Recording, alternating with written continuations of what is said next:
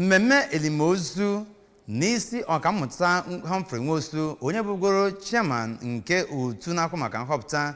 bụ nke dọtara nnọọ ndị ukwu nakwazi ndị kene chere ya ezigbo echiche n'obodo ya bụ Ajali n'ime steeti a bụ ebe President Bola Ahmed Tinubu gakwara nọ n'ihu wee kpọtụrụ ma berere ya ma bụrụkwazi nke ọ kọwara dịka nnukwute ihe mmetụta na ihe ntụfu nyere ala Nigeria. N'ozi ekene bụ nke a gụpụtara site n'aka onye minista na-ahụ maka ọrụ Senetọ Dave Umahi, President Tinubu gwara ụmụafọ ala Nigeria ka agba mbọ tụgharịa uche n'ọtụtụ ihe dum bụ nke ya bụ nwa amadi bụ ọkammụta Nwosu tụnyere nyere usoro ọchịchị onye kwuo uche ya nke obodo a. Ejike Abana ga-ewetara gị akụkọ.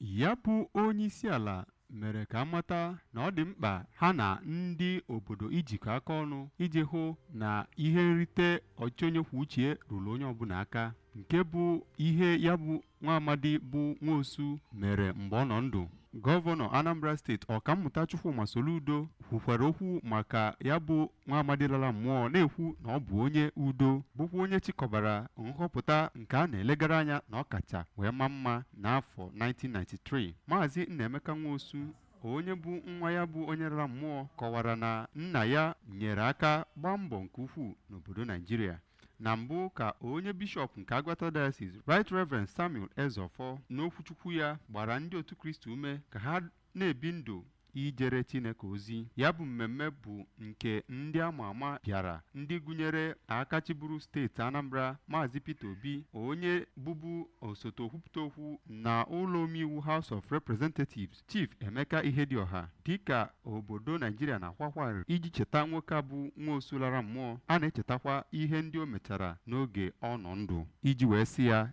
jee nke ọma.